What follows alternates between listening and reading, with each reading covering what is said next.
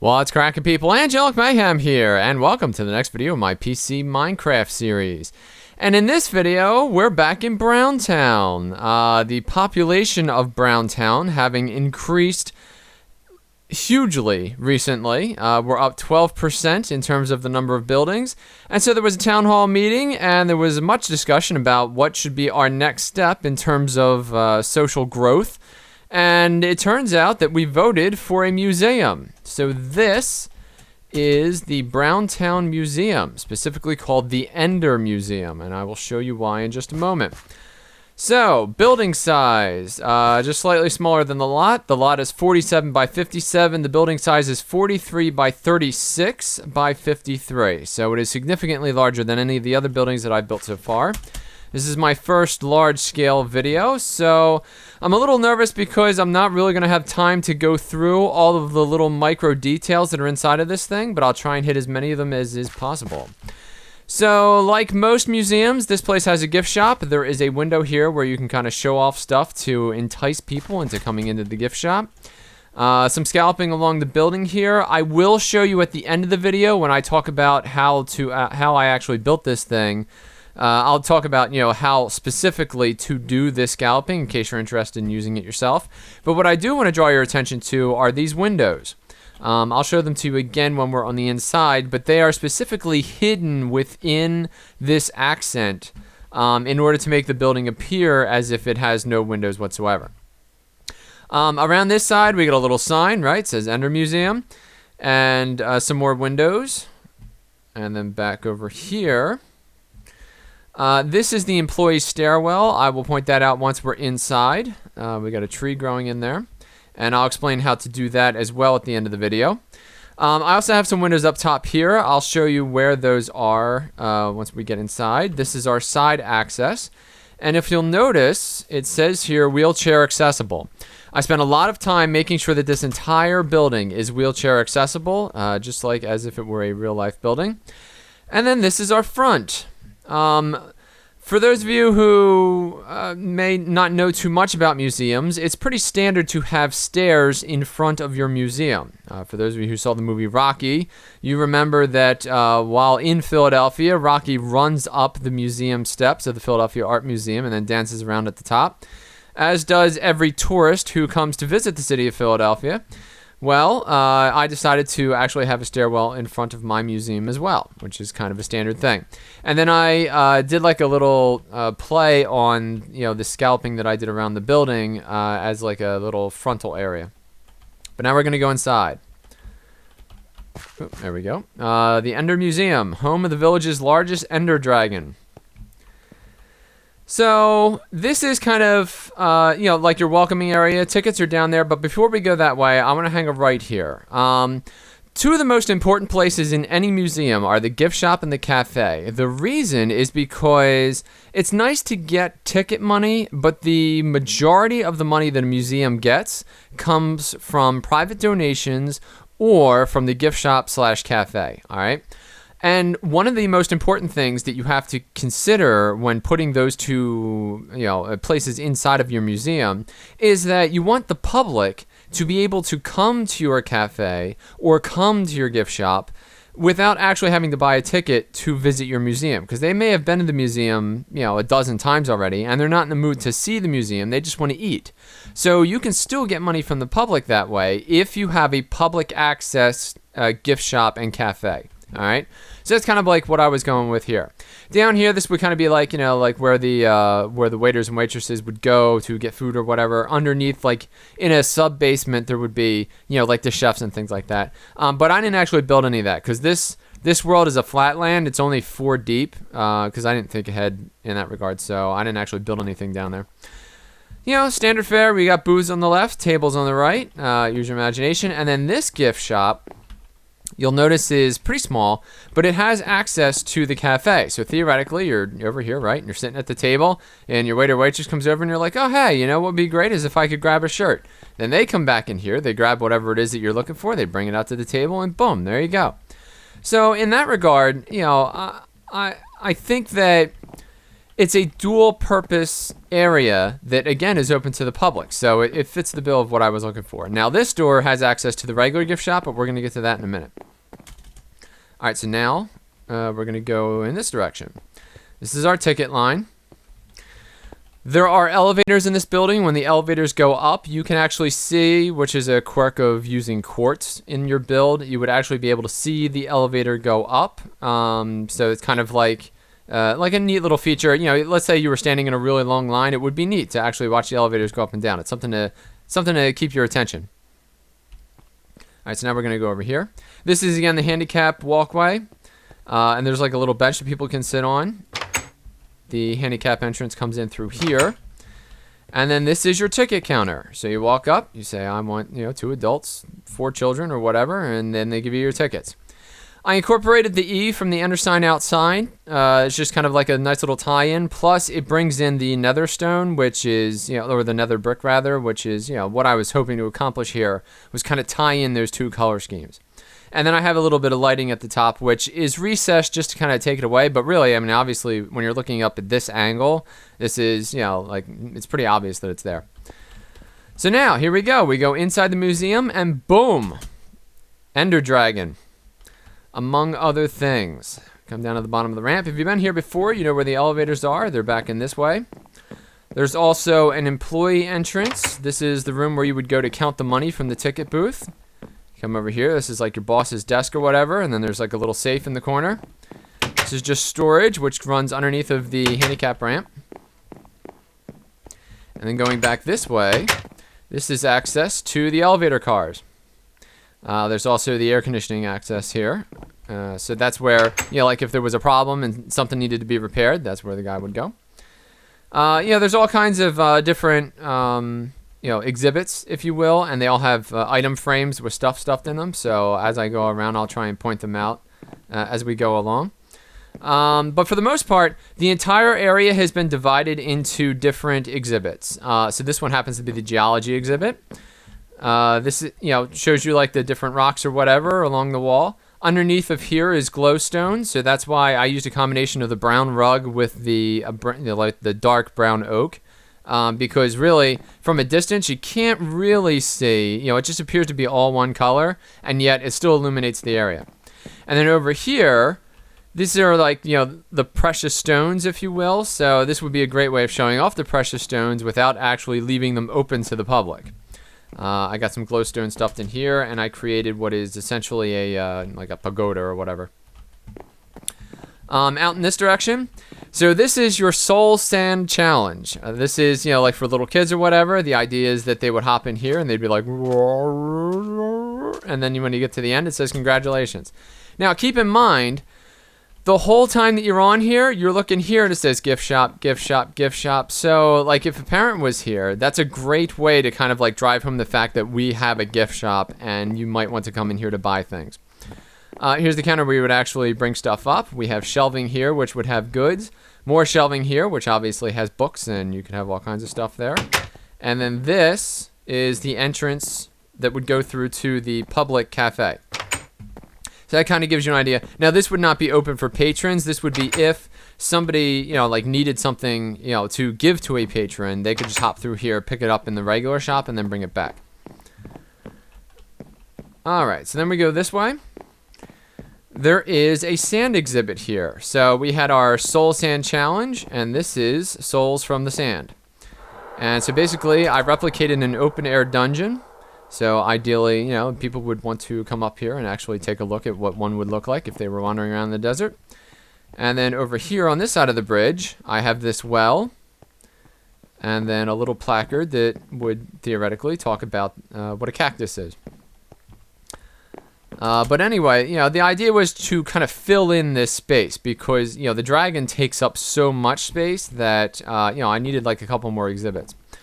I think right now I'm going to run over here real quick.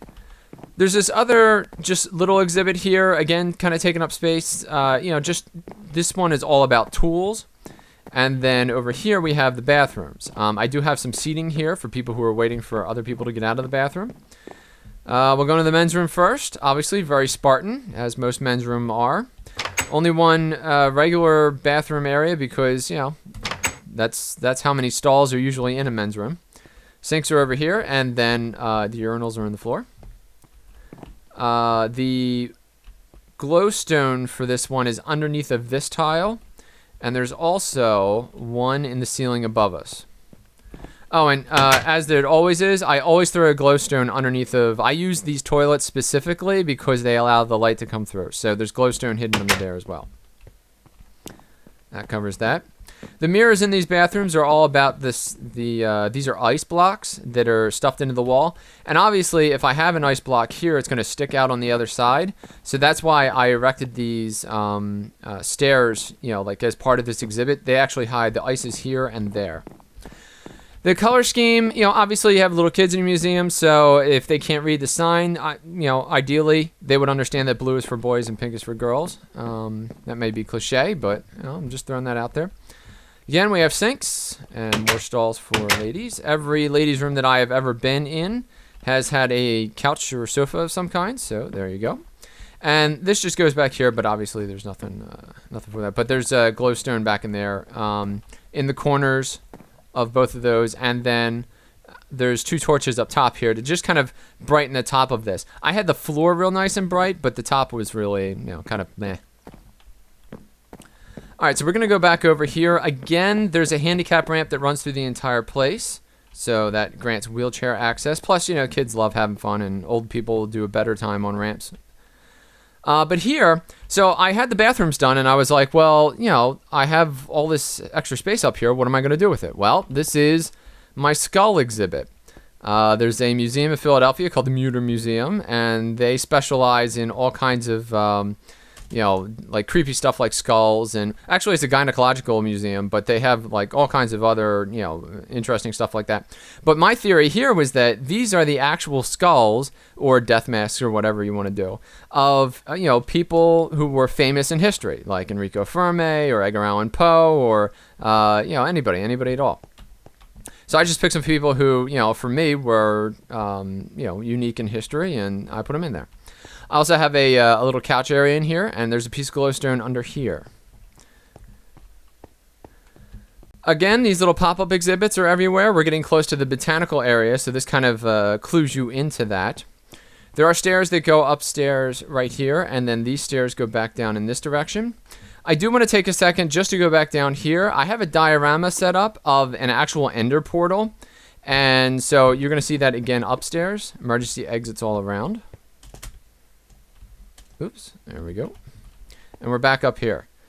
So, oh, my there's a live silverfish somewhere in my museum. Alright, well that's a problem.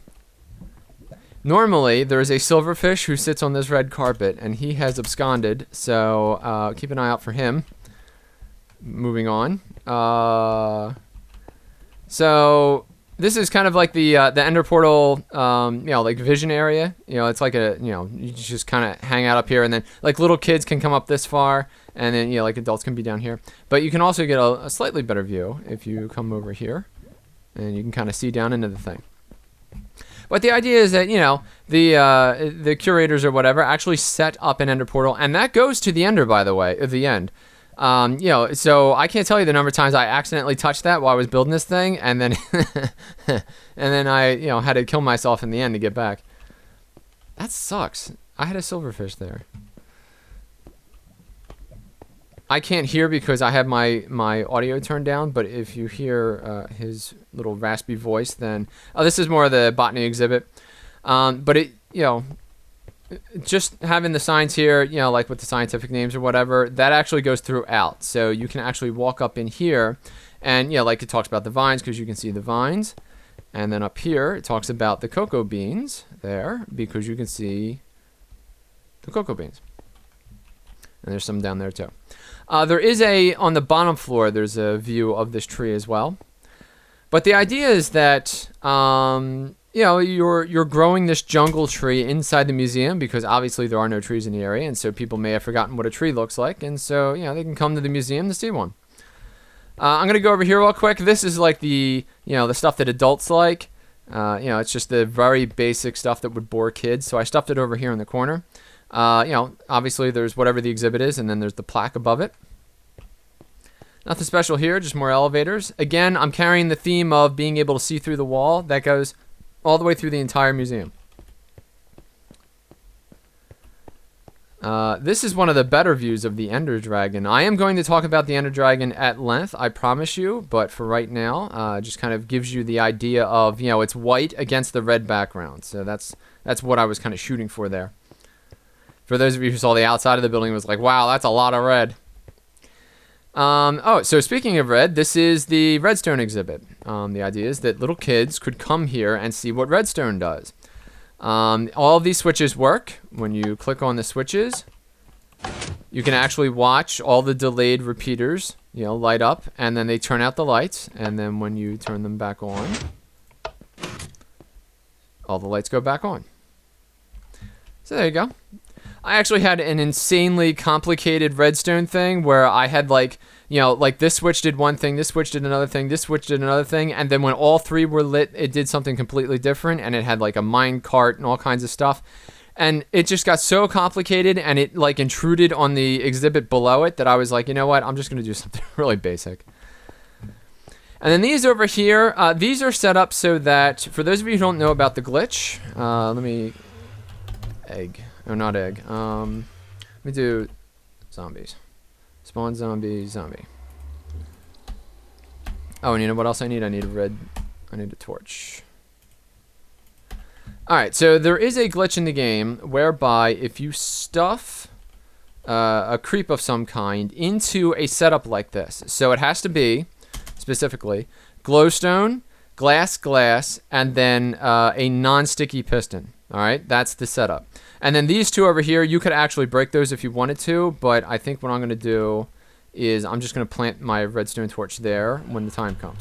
But the first thing you do is you go here to zombie, right? You get him in place, and then as quick as possible so that he doesn't die, you drop one of these on top, take it away, and boom. Now your zombie is encased in glass. And so theoretically, we could put a little sign here that says, you know, zombie. And there you go. And that would be, you know, and you could actually, you know, increase the glass or whatever. Theoretically, again, it's a glitch. So he could slip out of there. I highly recommend, you know, kind of finishing this off so that he's just kind of sitting. Also, because he was injured, he is now angry at you. So it is possible, you know, depending upon, like if you actually punched him or something like that, he would then turn constantly, versus now he's kind of behaving himself, which is actually pretty rare in my experience.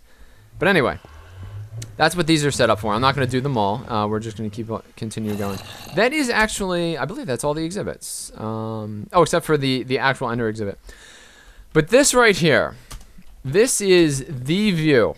The one that I had in my head, the reason why I designed this entire place to look exactly like it does. I wanted this Ender Dragon to kind of be like swooping in, you know, so his wings are splayed up the wall, and this wing is swooping down over top of what's underneath of us. And, you know, just to be able, like for a little kid to be able to walk up and stare at the skull of the dragon, you know, would be like a really cool thing. So that was my thought there. Again, we have the strings coming in from the ceiling, which is, you know, obviously it would require some pretty heavy cables to hold up an entire Ender Dragon. This Ender Dragon is not to scale. I'm going to talk about that in a little bit. Once we get into how this thing was built, I'm going to go on the to the other side there. But so there's one other thing that I'm going to show you. This is the employee stairwell. On each of the landings, there is a series of doorways that will allow you into the exhibits. Obviously, these are the areas for the curators to actually hop in, and then they could, you know, like change their exhibit around and then close the door. But this is the 4th floor, and this floor is specifically for the operations of the museum. So this is the museum board would meet here. This is probably like the curator's office, you know, so this is like one of the nicer offices in the place. There's a door here which also goes to the same place that this door goes to, which is the special collections area.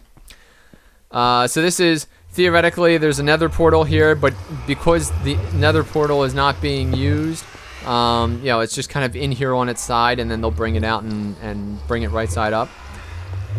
Up here we have, like, So everything is cataloged theoretically in a museum. So if you knew that something was like H04, you could go immediately here and find it. So all of the lines are, you know, actually cataloged. And then down here, these are like all the chests. There's nothing in them, but you know, it's just for show. No real fancy glowstone stuff in here, so we'll kind of skip that. But that's an active portal, so we don't want to touch that. And now, if we go over to here, these are just a handful of offices. Obviously, just random people who work in the building. You know, maybe they're promotions people or whatever. Now, these windows here go along with the windows on the outside of the building that we saw earlier. They form a pattern when you look at them from the outside, but from the inside, they just illuminate these offices. And you can't really, I mean, if you're going to go like that, you get the idea. Also, you'll notice up at the top, there's an air conditioning vent that goes back into the wall and down inside the elevator shaft, which I showed you earlier. This is another one of the nicer offices. And this office is just a little thing. I didn't want to go hog wild with the offices. You know, I spent 4 days working on this thing, so I think that was probably enough. So the roof is almost entirely glass. We're going to go up there now. And that will probably be the final part before we wrap it up and then move on to how it was constructed. This is a green roof. There's actually grass up here. Green roofs mitigate heat in the summertime. They also help with snow in the wintertime. They prevent cracking of stone and things like that. You know, the odd thing is that what I find funny about this is that there's no storage up here for like a lawnmower. So theoretically, the guy would probably have to carry it up here each time or like park it over here. But anyway, I also put in some air conditioners because the building of this side would probably need, you know, a lot of, not a lot of cooling. Oh, and you know what else I have over here? I've got solar panels. So there you go. That's just kind of a quick look at the roof. And then these are all, this was just done with, you know, stairs all the way across, which I think is a nice look. It's very nice and clean. Whoops. Closed. All right, so we're going to go all the way back down to the basement. There we go. Not basement, the ground floor. Again, doors for the curators. Keep doing that. These doors go to the outside, and this goes to the rear of the botanical exhibit. I inset all of these to make sure that you know, they weren't visible to the people who were looking in, so it was as, you know, immersive as possible. Some better view. You know what? I should probably move that sign for the coffee beans down here, or the cocoa beans rather. So again, this is the sand exhibit, and then over here, there's employees only. This is like a massive garage where like a, you know, like an 18-wheeler could kind of pull in or something like that and drop off, you know, whatever exhibit pieces were coming in. And then this is the end, which, you know, theoretically would talk about the Ender Dragon and some of the Ender stuff and, you know, pearls and whatnot. And then this, I was thinking about doing a challenge where you had to like take the axe and then, you know, like add, you know, like the silk touch to it, and then, you know, like come back and, you know, like break the thing. So I thought that'd be interesting, but I didn't go too deep into that. But anyway, that is the inside, and I think that covers everything. As far as the windows that are hidden in the scalloping, they look like this. They just, you know, are double high windows that appear in various places. They are also over here on this wall to illuminate the stairwell, on this wall to help illuminate the head exhibit. And, oh, and over here, these really helped out a lot because this was like crazy dark, and I was like, But during the daytime, this looks really sweet. I am going to do time set. This is what the place looks like at night, more or less. Yeah, we did pretty good in terms of illumination and things like that. There's a couple places where it could get a little on the dark side, but for the most part, I think it lit up pretty good. And I do have on the dragon itself, in places that aren't visible while you're walking about, torches to help illuminate the actual dragon. And, you know, obviously, you know, in terms of the dragon, you know, you can't get specific in terms of bones and things like that. These are just steps and you know, halfies and things like that. So there you go. So that is the inside of the museum. If you were just looking for a little bit of inspiration, thank you very much. And, good luck in your Minecrafting. And for the rest of you, we're going to go over here. And I'm going to get into some of the specifics real quick. So, scalloping. This is only 2 deep. All right, so it's not anything that's terribly complex. It starts off with a solid down the bottom here. In here, so these are solid. Wherever you see like the stuff that kind of sticks out, that's just solid cubes, okay? But then here, these are the stairs, done like that. So they just have like this little extra, little bit of depth that really kind of helps sell the thing. These are also stairs. All of these stairs are upside down stairs. These are halfies, halfies, halfies, and it just alternates, all the way down. And you can make that as long as you want. In order to actually do like above the doorway and things like that, I actually had to like do 2, in a row of that sort of thing. This is a look at the Ender sign. I grew up, when I first started doing video games, it was all ASCII. So ASCII art was a very important thing, so this comes naturally to me. But obviously you're just formulating letters out of, the various pieces that you have. I decided to go 7 high because I wanted it to be clearly visible and to be able to do some pretty good detail in the Ender. But obviously, for smaller letters, like for museum, you kind of have to use your imagination there. If you go back, like really pretty far back, to the point where it almost doesn't render, it reads museum. It actually does. So that worked out pretty good. All right. For the skeleton of the museum, I'm not entirely sure how to begin this, except to say that I began it right here at the head.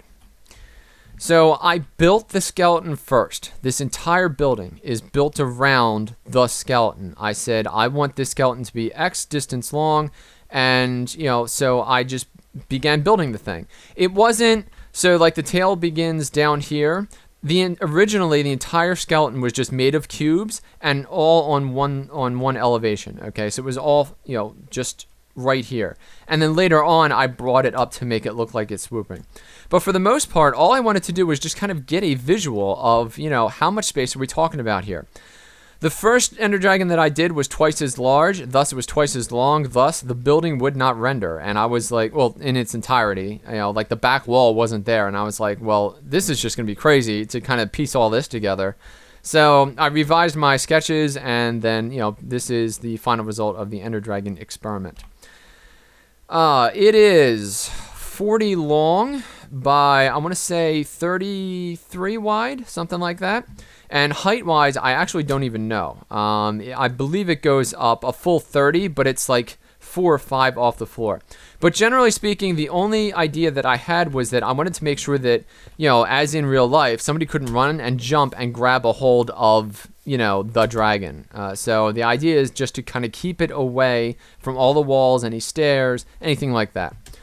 When we go up here, so this was the very next thing that I did. After I had the dragon in place, I said, okay, well, what view is most important to me? Obviously, well, at least in my head, I want to be able to see the dragon flying. I want kids to be able to look the dragon in the eye. So that's why I went 1 in from here, okay? And I knew that I'd have a guardrail because I wanted it to be glass. And then I said, okay, well, I want a 6 wide. So, I counted back 6, right? Or 7 in this case. And then I knew that down here on the stairs, I also wanted 7. So I counted back another 7. And that's where I put the back wall. All right. So that's how I kind of came up with the general dimensions of the building.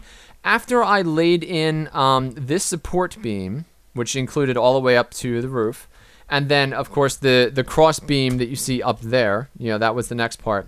I just began boxing things in. I said, okay, well, where do the stairs begin? All right, well, if I start the stairs here, which gives me enough room for the handicap ramp and to be able to walk in this direction. So if the first step is here, where do they end? When I got down here, that's where I put the stud. And that's how I kind of like, brought the building to being. I also knew that I was going to be doing these exhibits. I knew that I wanted them to be multiple stories high. So, I marked them off, and then I said, all right, well, this is where, they'll be able to look down, or they'll be able to actually be down here and look in.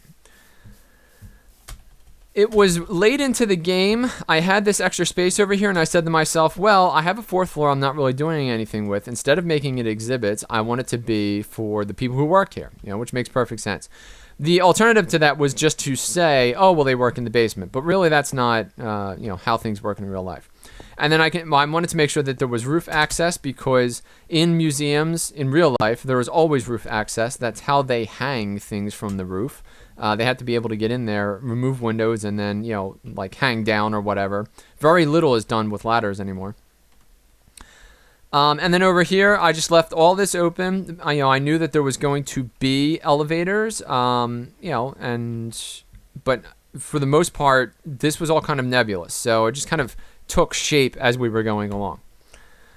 But really, at that point, that's what it was all about. And then I just kind of like looked at all my sight lines, and I said, all right, well, what if I was down here? I'd want to be able to look at the tree and be able to look up at the tree and that sort of stuff, and then turn around and see the dragon. So that's how, kind of all that came into being. And there we go. I think that's pretty much everything. The only other thing that I want to cover is how to actually install a tree into a building. You may think that I just went in there, plopped down, 4 jungle trees next to each other, which, let me show you, jungle saplings, rather. And I also need bone meal. Sorry, hit the microphone. Alright, so let's actually go over here.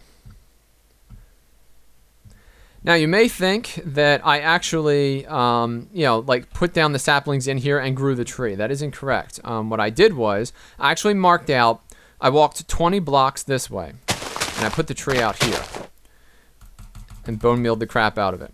And then, I realized that the tree in question, this one happens to be tall enough.